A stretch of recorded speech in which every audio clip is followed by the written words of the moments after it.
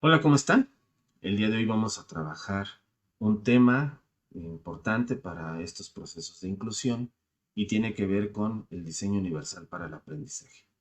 Hoy en día es necesario considerar que todas y todos tienen el derecho para aprender y participar dentro de las aulas y es necesario entonces considerar herramientas que nos posibiliten garantizar esos procesos en las escuelas.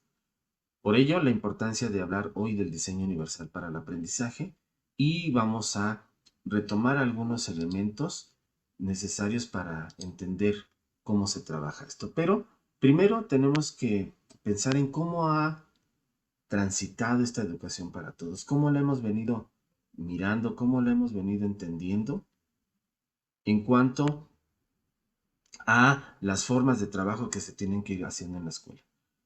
Es necesario considerar algunas de las convenciones internacionales que han venido trabajando cómo poder hacer que las y los alumnos se les garantice ese derecho a la educación, pero además en espacios donde sí se garantice esa calidad de los mismos servicios. Por un lado, vamos a iniciar retomando un poco con la Declaración Universal de los Derechos Humanos, donde se establece la educación como un derecho, donde se busca garantizar ese acceso a la educación, donde se debe dar sin discriminación y sobre todo en igualdad de oportunidades. Sin embargo, estos procesos han sido muy lentos y podemos verlo aquí, como de 1948 a 1989, pues pasan una gran cantidad de años y eso no se logra hacer.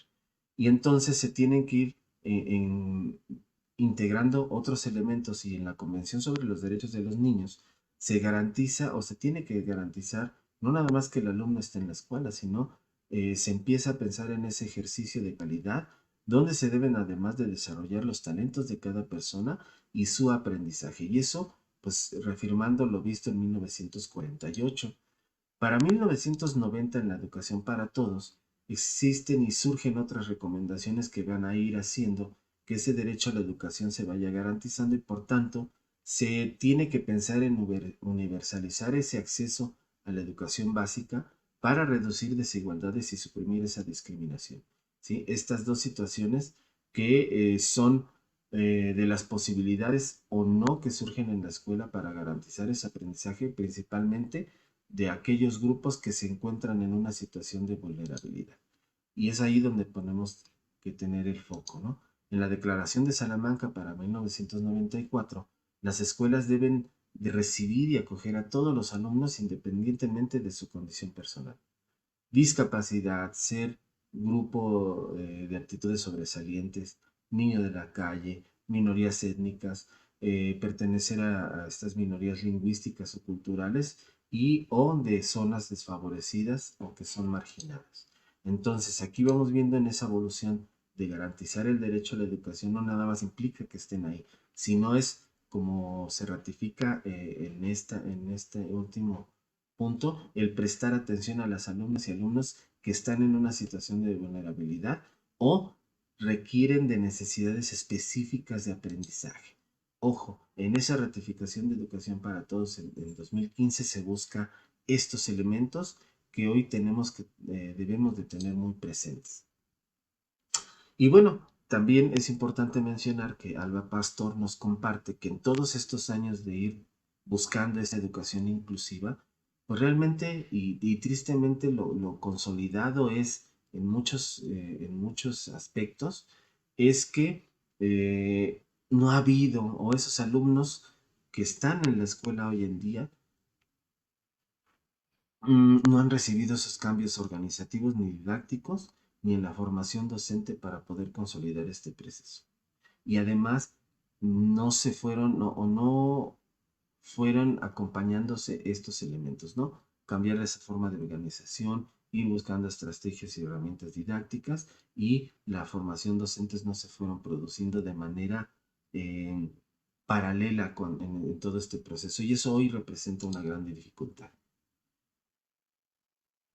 En este sentido, pues Alba Pastor nos brinda algunos elementos o datos relevantes que debemos de considerar, ¿no? En estos cambios de modelo inclusivo de enseñanza, con estos procesos que no se fueron bien dando, pues limitó muchos, que estos procesos se fueran haciendo de manera más rápida.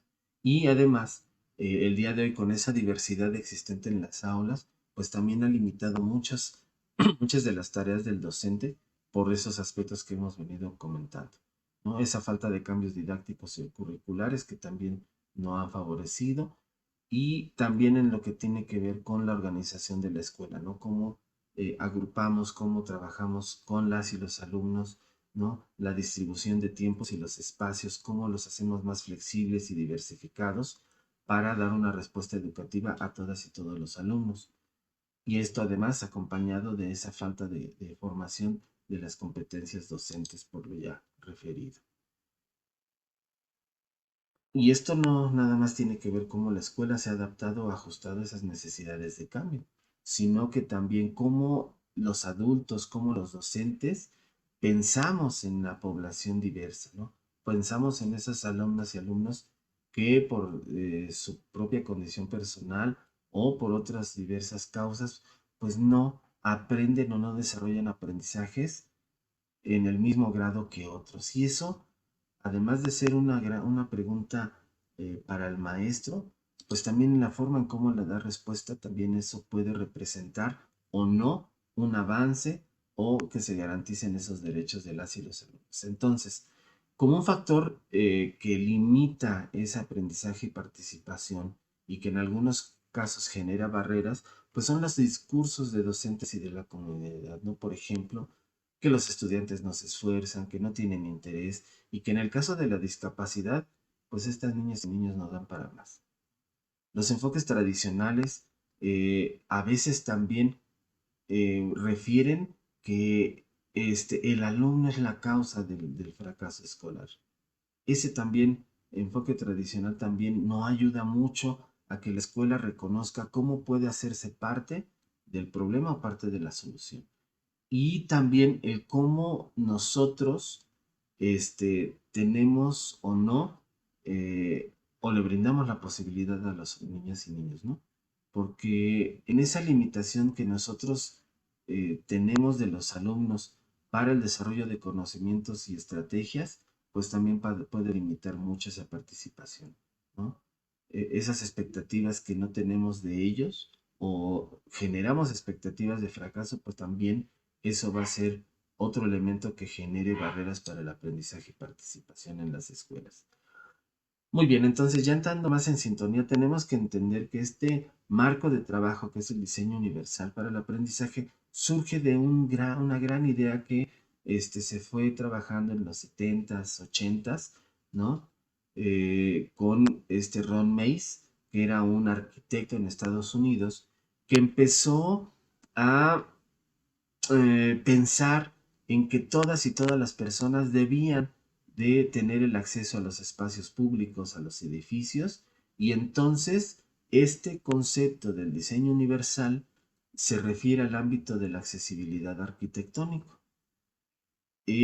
Sobre todo en el pensar que cuando se diseñan productos y entornos que cualquier persona puede utilizar, sobre todo en esa, o que la mayoría de las personas lo puedan utilizar sin la necesidad de una adaptación posterior que implique un gasto desproporcionado a las personas.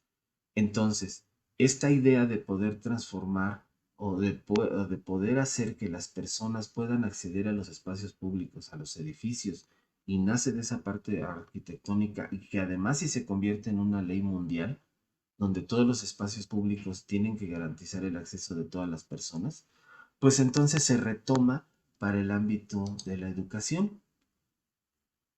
Este diseño universal, pues también contiene 7 principios que buscan hacer que los productos y los entornos sean más accesibles. Y ahorita los vamos a describir.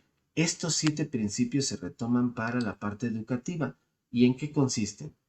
El principio uno, que es uso equitativo, tiene que ver con que ese diseño tenga que ser útil para todos y además se busque que la mayor cantidad de personas con las habilidades que tenga y con las posibilidades que tengan puedan accesar a los servicios, ¿no? En este caso, a la escuela, a los aprendizajes y a la participación. El principio 2 tiene que ver con la flexibilidad de uso.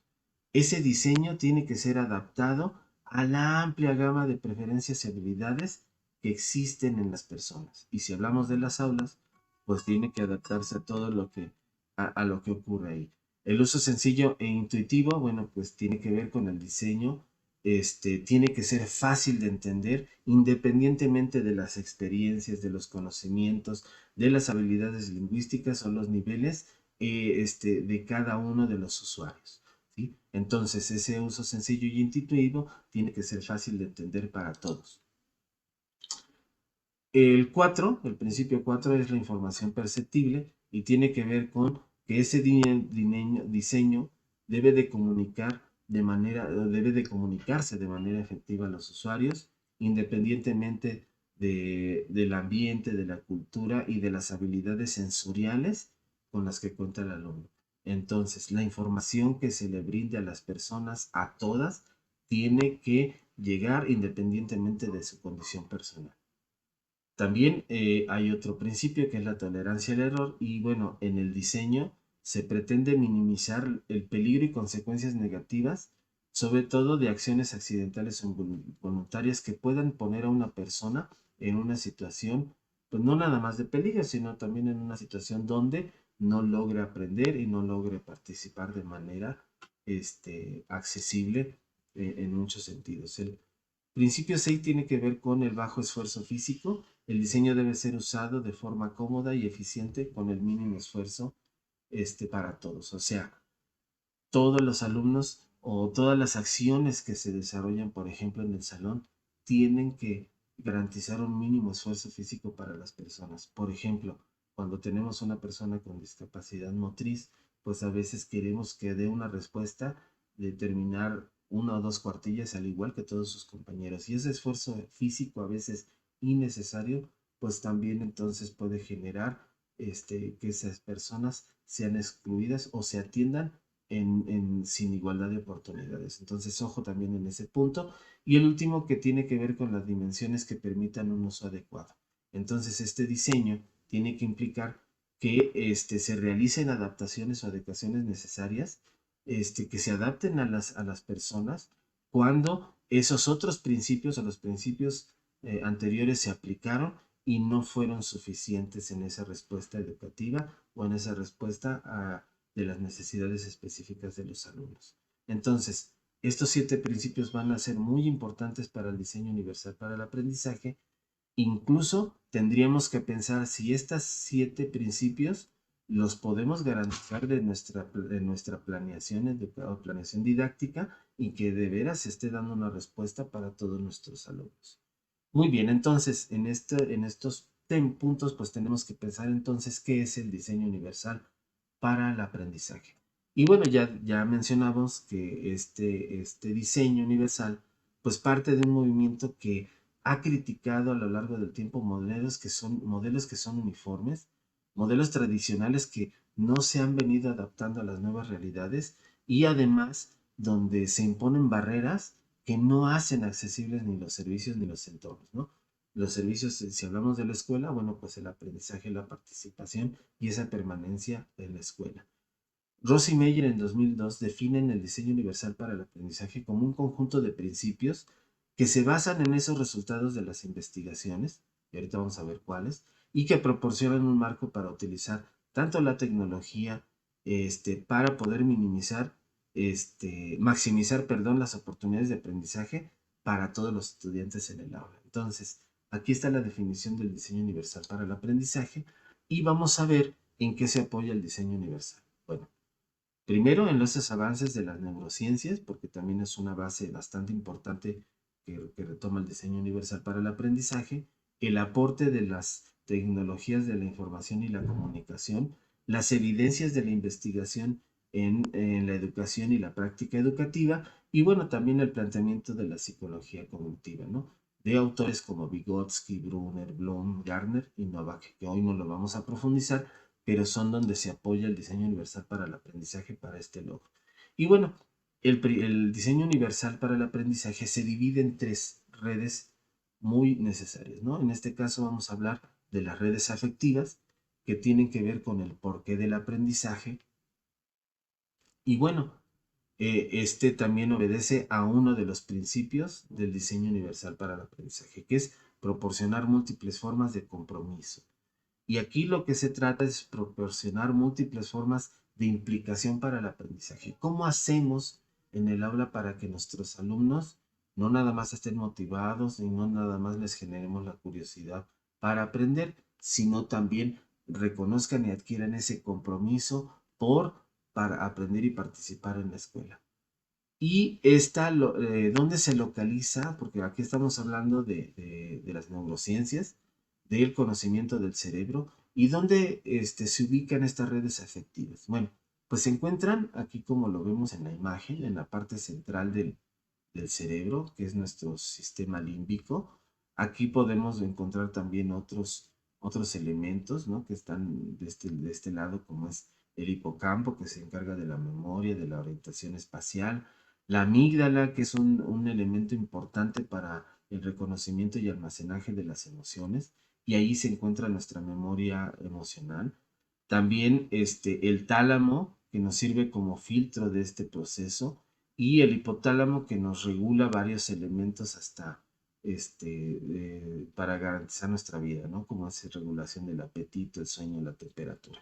Entonces, en estas áreas afectivas es donde vamos a poder reconocer. Por ello la importancia de la emoción, por ello la importancia de generar espacios agradables donde los niños busquen esa motivación y la emoción como parte primordial del aprendizaje va a ser muy, muy importante. Aprendemos mejor con situaciones agradables, con situaciones desagradables. Por ello, la importancia de esta red afectiva, que es de hecho la primera.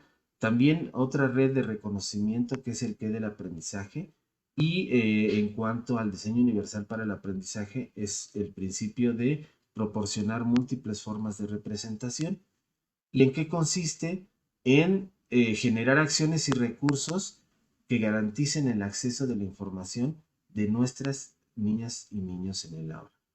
¿Cómo lo vamos a ir haciendo? Bueno, pues también de esa percepción y de ese procesamiento de información para el logro de la información, y nos vamos a utilizar como recursos la percepción, la comprensión de conceptos, para garantizar ese aprendizaje de manera significativa, y además pueden utilizar lo que aprenden. ¿Dónde se localiza? Bueno, pues en la parte posterior del cerebro, aquí como lo vemos en la imagen, y nos va a ayudar a identificar e interpretar la información que recibe nuestro cerebro, y lo que se percibe se pueda ir convirtiendo en conocimiento. Aquí vamos a almacenar la información que recibimos y la vamos a transformar para ubicarla en muchos procesos de aprendizaje. Y para ello necesitamos este principio.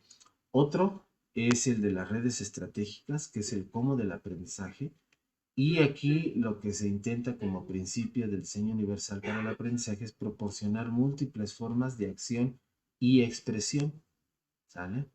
Estos procesos tienen que ver con la forma en cómo comunicamos lo aprendido. Aquí tenemos que ayudarle a nuestras y nuestros alumnos a que comuniquen lo que aprendieron.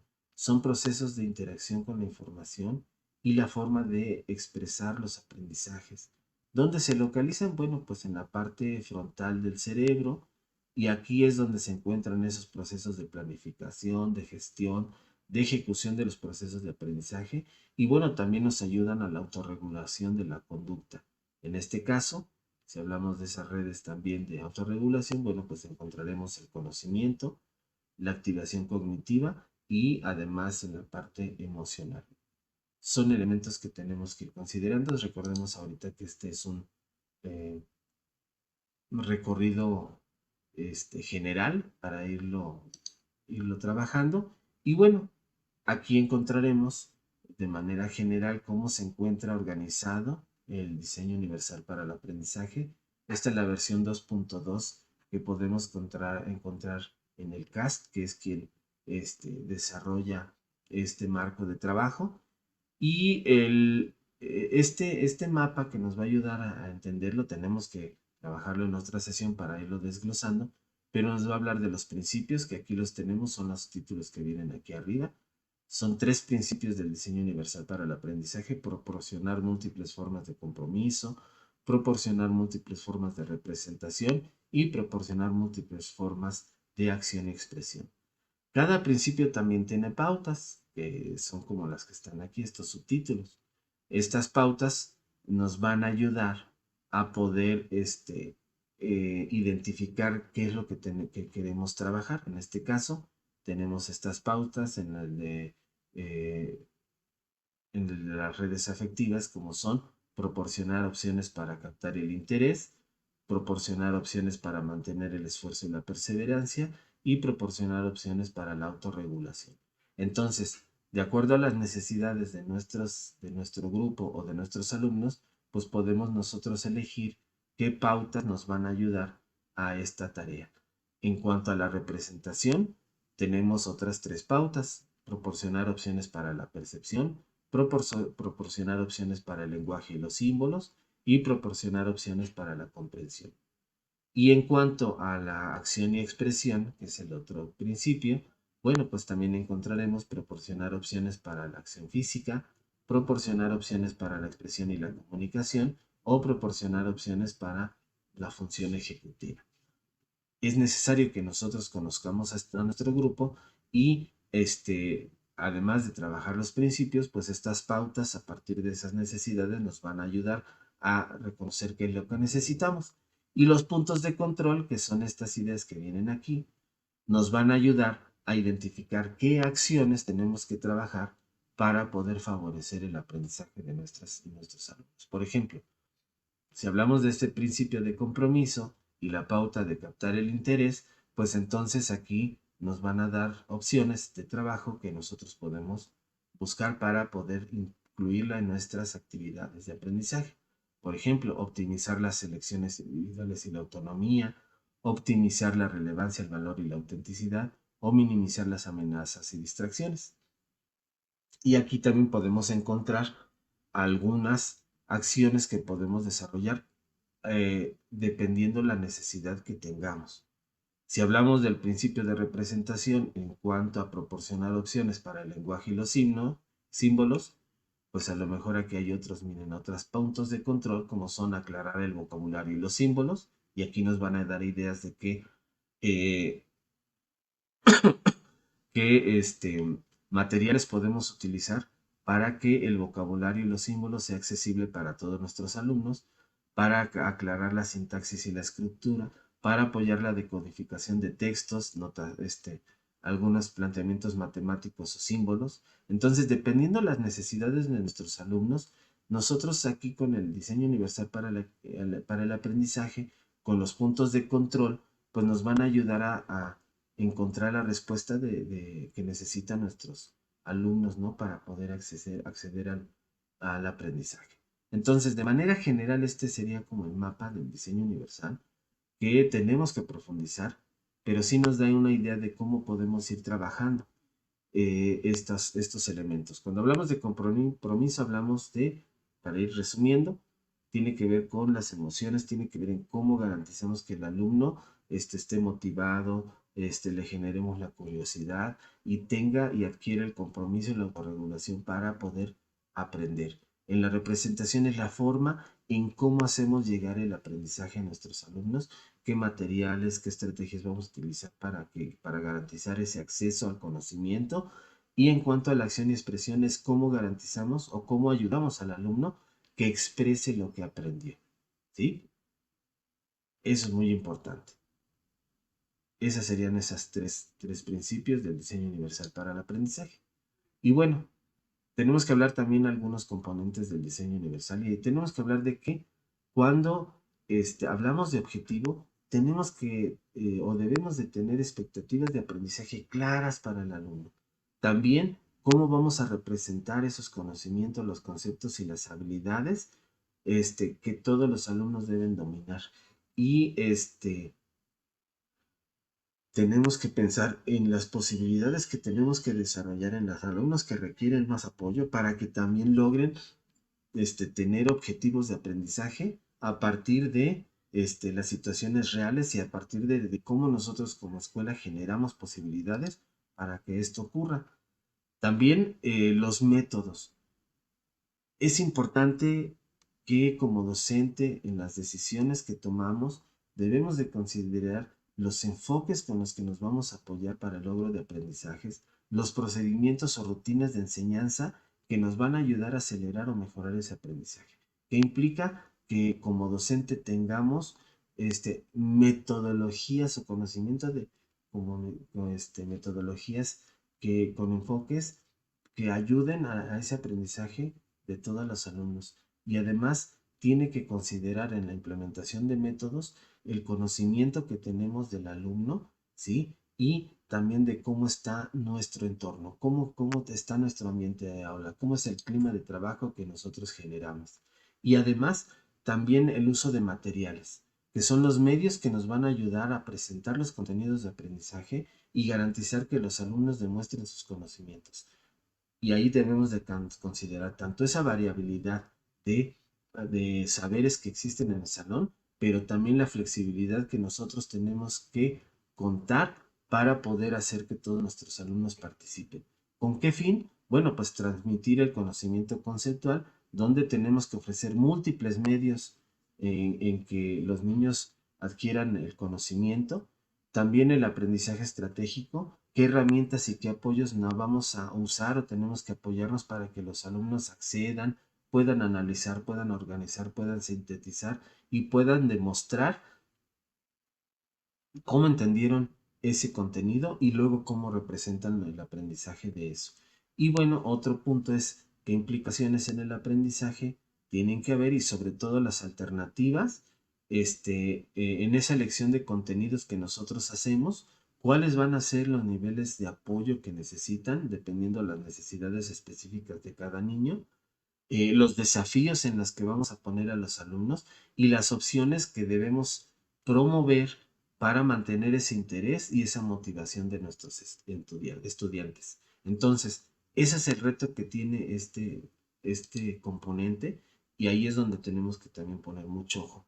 Y otro reto, pues, y que no es nuevo, es la evaluación, ¿no? ¿Cómo vamos a llevar esos procesos de recopilación de información en cuanto al rendimiento del estudiante, cómo va avanzando su proceso de aprendizaje, ¿sí? Y el objetivo es mejorar la precisión y puntualidad de las evaluaciones, pero también de cómo vamos garantizando estos procesos, ¿sale? Y además pensar en una amplia gama de medios que nos permitan no solo que el alumno se adapte, sino que también vaya aprendiendo, pero que también vaya reconociendo ese aprendizaje, ¿sí? Y bueno, vamos a ir viendo para ir cerrando 5 tips para aplicar el DUA.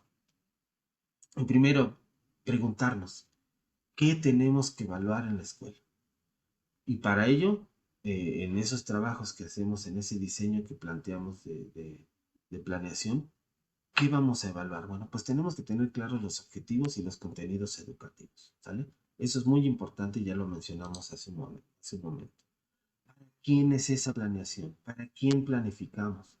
Entonces ahí es muy importante que debemos conocer a nuestro grupo, tenemos que tener bien claras sus características y el potencial, tanto en lo individual y en lo colectivo, que tienen todas y todos en el aula. Otro punto es cómo vamos a enseñar. Aquí tenemos que incorporar los principios del diseño universal para el aprendizaje, ya los vimos, y aquí nos va a ayudar a que tenemos que seleccionar las metodologías, las estrategias, qué evaluación vamos a implementar, cómo están nuestros espacios y sobre todo los materiales de enseñanza que vamos a utilizar para garantizar que todas y todos aprendan en el salón y participen. También es importante esta pregunta. Cuando ya diseñamos nuestra propuesta didáctica, entonces cuestionarnos, ¿he dejado a alguien afuera? ¿Por qué? Porque si no, entonces tengo que incorporar esas adecuaciones, hacer los ajustes cuando el diseño no es del todo accesible por alguno de los alumnos, ¿no? Sobre todo cuando tenemos alguna condición específica o necesidad específica, pues también la tenemos que incorporar. Y por último es cómo vamos a evaluar. Tenemos que elegir y diseñar los instrumentos que vamos a utilizar para esa evaluación formativa del alumno. Eso es muy, muy importante. Y bueno, otras consideraciones que debemos de tener en cuenta, ¿no? Las capacidades y o discapacidad no es el origen del fracaso escolar. Eso es muy importante. Tenemos que analizar en ese contexto donde se encuentra la persona con cualquier condición personal para poder ver cuál es el origen de que está dificultando que el alumno participe, que el alumno aprenda, que el alumno sea incluido en la sociedad. No es la condición personal la causa del fracaso y sobre todo del fracaso escolar. Tenemos que buscar qué es lo que está o cuál es la barrera que se está generando en esos entornos. En el caso educativo, cuáles barreras estamos generando en las aulas, cuáles barreras estamos generando como escuela para que los alumnos estén o no excluidos dentro de ella. También existen propuestas didácticas que no son inclusivas. Tenemos que transformar nuestras prácticas hacia elementos que permitan que todos aprendan. Y además contamos hoy en día con un currículum rígido que no es alentador para la inclusión. Entonces, ahí es donde tenemos que poner el foco y sobre todo que las barreras para el aprendizaje y la participación no son inherentes a las capacidades de los estudiantes, sino que surgen en su interacción con los métodos y con los materiales educativos que muchas veces son inflexibles y que en las aulas nosotros proporcionamos. Bueno, esto sería con relación a diseño universal para el aprendizaje. Espero sea útil y nos vemos en el siguiente tutorial o en el siguiente video. Hasta pronto.